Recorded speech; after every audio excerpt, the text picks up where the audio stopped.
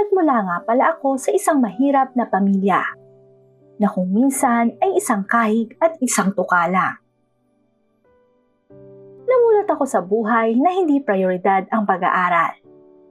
Dahil ang mas mahalaga sa aming mga magulang noon ay ang ihahain nila sa hapagkainan.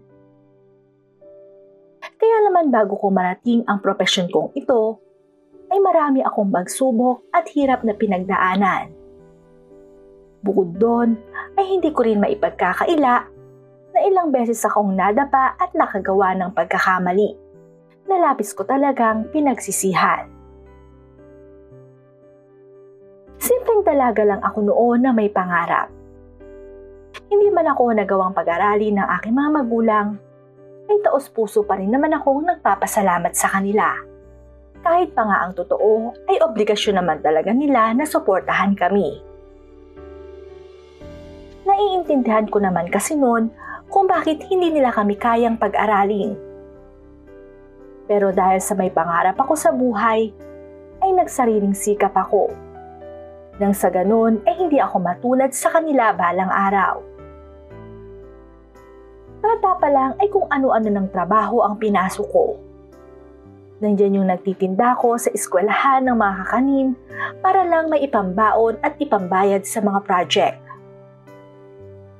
At kapag walang pasok naman ay namamasukan ako sa aming kapitbahay bilang tagapaglinis at kung minsan naman ay utusan nila kapag may gusto silang ipagawa sa akin. Kaya dahil doon ay napagtapos ko ang aking sarili sa elementarya. Ngunit sa kabila noon ay hindi pa rin ako tumigil na mangarap at ipagpatuloy ang aking pag-aaral. Kahit pa nga humahadlang na ang aking mga magulang. Palagi ko kasing katwiran sa kanila na ayoko kung matulad ako sa naging buhay nila at kung ano ang sitwasyon namin ngayon. Kaya naman, lahat talaga ng aking makakaya ay ginawa ko. Nang sa ganoon ay kahit papano ay may ipinanggagastos ako sa aking pag-aaral. Subalit nang tumutong na ako ng kolehiyo, ay nagpapasok na ako sa aming kapitbahay sa isang mayamang pamilya na pinagtatrabahuhan din niya dati bilang labandera. Pumayag naman ang may-ari na isabay ko ang aking pag-aaral sa aking trabaho. Yun nga lang ay ninais nilang sa kanila ako umuwi. Madalas daw kasing umaalis ang mag-asawa sa gabi dahil sa kanilang trabaho. Kung kaya't wala daw naiiwan sa kanilang anak. Mayroon naman daw silang isa pang katulong, pero stay out daw ito. Kaya naman ang magiging trabaho ko lang sa bahay nila ay tagapagbantay ng kanilang anak. Nang magkasundo kami ng aking magiging amo, ay ipinakilala na niya ako sa kanyang anak. Nasa 5 taong gulang pa lang ang kanilang anak noon na si Chelsea. At sa tingin ko ay mahiyain ito. Samantalang ang kanyang mister naman ay wala sa bahay noong mga oras na yon. Dahil ayon kay ma'am ay nasa business trip daw ito. Kaya naman nung araw din yon ay iniwanan na ako ni Aling Linda para makapagsimula na rin. Hindi naman naging tutol ang aking mga magulang sa naging desisyon kong yon, sapagkat alam nila na gustong-gusto ko talagang makatapos ng pag-aaral. Nangako naman ako sa aking mga magulang na gagawin ko talaga ang lahat para maiahon ko sila sa hirap. Sapagkat sa aming magkakapatid, ay ako lang yata ang tanging may pangarap na umasenso sa buhay. Dahil ang iba ay mga nagtatrabaho na rin. Mabilis na lumipas ang araw, linggo at buwan. Sa aking pananatili sa bahay ng aking amo, ay madali ko namang nakasundo ang anak nilang si Chelsea. Sapagkat madalas ay ako ang katabi niya sa pagtulog. Bago ito matulog ay binabasahan ko muna siya ng libro. O kaya naman ay kinekwentuhan ng mga istoryang pambata. Sa umaga ay hinahatid ko muna siya sa kanilang eskwelahan. At pagkatapos ay didiretso naman ako sa aking paaralan. Si Aling Corazon naman na ang bahalang sumundo sa aming alaga. At siya na rin ang nagpapakain dito habang nasa eskwelahan pa ako. Kadalasan kasi ay halos hindi na rin namin napagkikita ang aming mga amo. Dahil nga palaging busy ito sa kanilang trabaho. Sa katunayan ay sa isang buwan na pagtatrabaho ko doon ay hindi ko pa nakikilala ang asawa ni Ma'am. Dahil simula nang mamasukan ako ay hindi pa to umuwi galing sa business trip niya. Hanggang sa isang gabi, habang pinatutulog ko ang aking alaga sa kanyang kwarto, nang makarinig ako ng tila ingay mula sa labas. Susubukan ko sana yung tingnan. Ngunit nung mga oras na yon ay hindi ko naman maiwanan ang aking alaga. Kaya naman ang ginawa ko ay sinilip ko na lang ito sa bintana. At nakita kong may sasakyan na dumating. Naisip ko naman noon na baka si Ma'am lang yon. Dahil kadalasan ay ganong oras siya kung umuwi. Kaya naman ipinagpatuloy ko na lang ang pagpapatulog kay Chelsea. Hanggang sa hindi ko na nga rin namalayan pa na nakatulog na rin pala ako, katabi nito. Nasa kalagitnaan ako noon ng pagtulog nang maramdaman kong may mga kamay na humihima sa aking hita. Nakayakap kasi ko nun kay Chelsea habang nakabalot ng kumot ang buong katawan. Buong akala ko nga nun na paalang yon ni Chelsea at idinantay lang niya sa hita ko. Ngunit nang makarinig ako ng tila pulong sa aking tenga, ay talaga namang kinilabutan ako. "Honey, halika na sa kwarto natin. Sabik na ako sa'yo." Pulong ng boses lalaki sabay halik pa nga nito sa aking tenga. Noong una ay akala ko na nananaginip lang ako. Ngunit nang maramdaman kong hawakan nito ang aking malusog na hinaharap, ay doon na ako napadila. Hanggang sa magkagulatan na nga kami ng lalaki. "Sino ka? Bakit katabi mo yung anak ko? Nasaan si Rosie?" Sunod-sunod na tanong nito. "Ako po si Elsa, bago yung kasambahay dito." Magalang ko namang tugon sa kanya. "Ganun ba? Naku, pasensya ka na. Akala ko kasi ikaw yung misis ko. Hindi ko naman alam na kumuha pala siya ng bagong katulong. Sige, matulog ka na." Wika nito sabay talikod na sa akin. Pagkatapos naman ng insidenteng yon, ay hindi na ako nakatulog pa.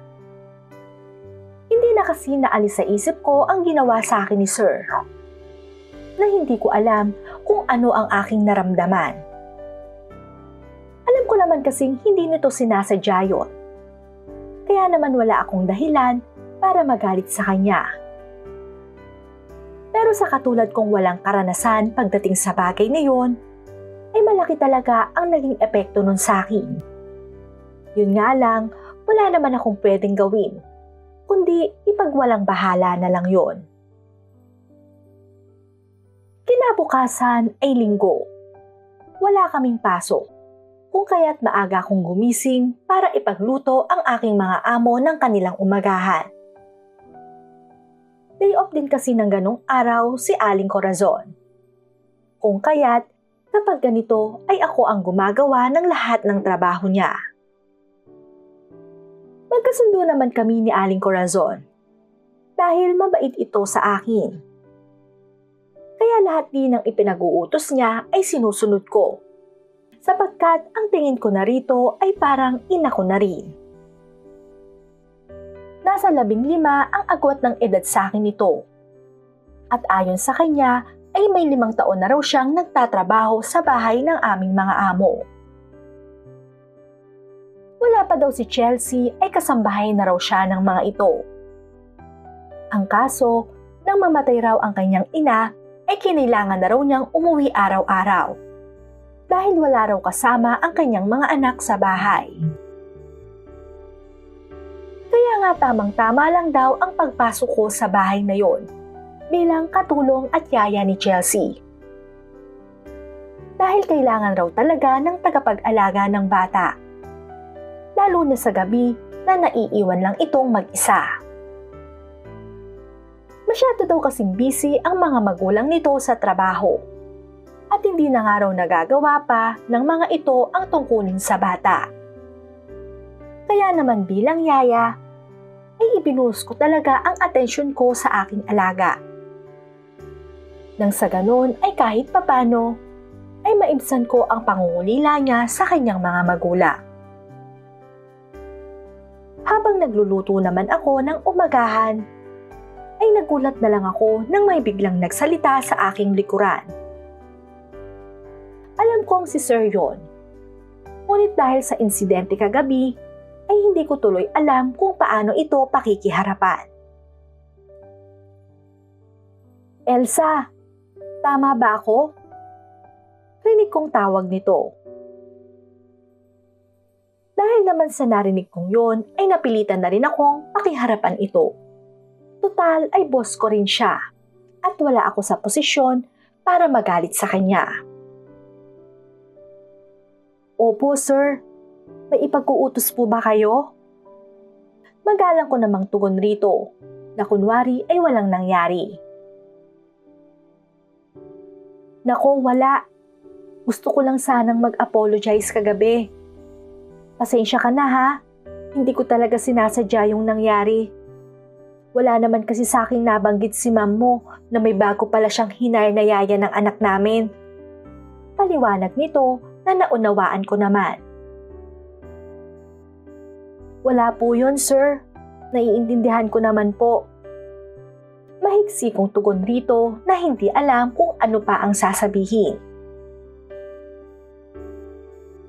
Pagkatapos naman ng pag-uusap namin yon, ay iniwanan na rin ako nito sa kusina. Habang ako ay nagluluto, ay hindi pa rin maalis sa isip ko ang ginawa nito sa akin. Lalo na't nakilala ko na ito ng personal. Gwapo, may matipunong pangangatawan, matangkad at moreno ito na maihahalin tulad ko yata kay Adonis.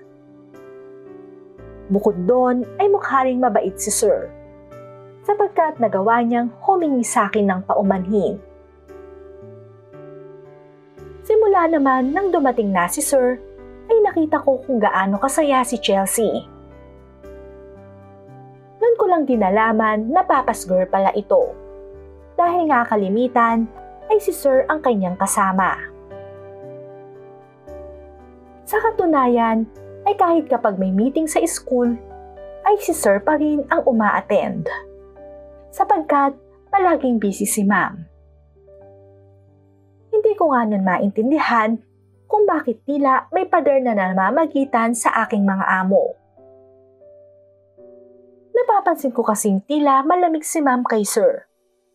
At kapag inaaya siya nitong lumabas silang mag-anak, ay palagi na lang may dahilan ito. Kaya naman kapag hindi sumasama si Ma'am, ay napipilitan tuloy akong sumama sa kanila para magbantay kay Chelsea. Ngunit sa tuwing kasama naman nila ako, ay para bang naiilang pa rin ako kay Sir. Lalo na nang ayain nila akong mag-swimming at mapilitang magsuot ng swimsuit. Elsa, gumayak ka ha. Mag-outing tayo nila Chelsea sa Sunday. Magdala ka ng swimsuit. Anya sa akin ni Sir, habang pinakakain ko ang aking alaga. Talaga, Daddy? Magsiswimming tayo? Yehey! Excited na ako! Wika naman ni Chelsea sa ama. Oo anak, pupunta tayo sa beach. Kasama ang mami mo at si Yaya Elsa. Pahayag naman nito. Dahil naman sa sinabing yun ni Sir, ay tila nakahinga ako ng maluwag. Mas panatag kasi ang loob ko kapag kasama si Ma'am. Napaisip tuloy ako kung ano ba ang dadalhin ko noong swimsuit. Sapagkat ang totoo ay wala naman ako nito. Kaya ang tanging dinala ko na lang noon ay maikling shorts at may spaghetti strap na blouse. Dahil kung tutuusin, ay hindi ko rin naman yata kayang magsuot ng swimsuit. Sa buong buhay ko kasi ay hindi pa ako nakapag-swimming. Magsuot pa kaya ng swimsuit? Kadalasan kasi sa bahay namin ay panjama at t-shirt lang ang suot ko. At kung magsha-shorts man ako ng mahigsi, ay kapag natutulog lang. Kaya naman, hinayaan ko na lang na iyon ang dalhin. Total ay magbabantay lang din naman kako ko kay Chelsea. Ang mahalaga lang naman ay mabantayan ko at masaya si Chelsea dahil kasama niya ang kanyang mommy at daddy. Excited pa nga ito habang ine-empake ko ang mga gamit niya dahil first time daw na mag-outing sila. Ngunit nang aalis naman na kami, ay bigla ring napalitan iyon ng lungkot dahil hindi rin nakasama ang kanyang mommy. May emergency raw kasi na nangyari sa kanilang opisina na hindi nito maiwanan. Ganun pa man ay nangako na lang ito na susunod na lang daw siya kinabukasan. Kahit naman malungkot kaming umalis, ay excited pa rin si Chelsea sa beach dahil first time lang daw niyang mararanasan yon. Well, hindi lang pala siya, kundi ako rin. Dahil nga malayo talaga ang beach sa amin. Kaya naman halos 4 na oras yata ang aming binahe bago makarating sa beach na yon. At katulad ni Chelsea, ay pareho na lang kaming napapawaw sa ganda nun. Halos magtatanghalian naman na nang makarating kami doon. Kaya pagkatapos namin kuhanin ang aming mga gamit upang dalhin sa inupahang cottage ni Sir, ay kaagad na rin kaming kumain. 2 kwarto ang inupahang room ni Sir. Isa sana sa kanila ni Ma'am at sa amin ni Chelsea. Tuwang-tuwa naman si Chelsea dahil sa mga nakikita nito sa paligid niya. At kahit bakas pa rin sa mukha ni Sir ang pagkadismaya, ay pinilit pa rin naman nitong maging masaya. Daddy, mamaya maligo na tayo ha? Gusto kong sumakay sa boat. Wika ni Chelsea sa ama. Oo pa. Anya naman ni Sir dito. Kaya naman nang matapos kaming kumain, ay bumalik na kami sa cottage upang magbihis ng panligo. Nang makita naman ni Sir ang suot ko, ay tinanong ako nito kung wala daw ba akong dalang swimsuit. Sinabi ko naman sa kanya ang totoo. At pagkatapos noon ay hindi ko inaasahang bibilhan niya ako roon. Ayoko nga sanang tanggapin yon. Ngunit bawal daw doon ang ganong suot. Mabuti na nga lang din ay may kagandahan ang aking pangangatawan. At makinis ang aking balat. Yun nga lang ay naiilang talaga ako sa ganong suot. Yaya, halika na, mag-swimming na tayo. Yaya sa akin ni Chelsea nang makapagbihis na ako. Ha? Pwede bang mamaya na lang pagdilim? Tugon ko naman dito. Ngayon na po, Yaya. Gustong-gusto ko nang maligo eh. Wika pa nito na wala naman akong nagawa kundi pagbigyan na rin. Kaya naman nung mga oras na yon ay lumabas na kami ni Chelsea sa aming kwarto. Nasuot ang biniling swimsuit ni Sir. Nang makita naman kami nito ay napansin kong napatitik pa siya sa akin. Bagay na hindi ko na lang pinansin. Dali-dali Madali ko na lang niyaya si Chelsea sa dagat upang itago ang aking katawan doon. Sumunod naman sa amin si Sir at nakipaglaro ito kay Chelsea. Ngunit sa hindi sinasadyang pangyayari, ay biglang lumakas ang alon. Dahilan para mapayakap ako kay Sir. Si Chelsea naman ay yakap-yakap rin ito. At kung titingnan nga kami noon, ay para bang kami ang isang pamilya. Dahil hindi ko talaga sinasadyang mapayakap rito. Napansin ko namang tila parang wala lang iyon kay Sir, sapagkat patuloy lang ito sa paglalaro kay Chelsea.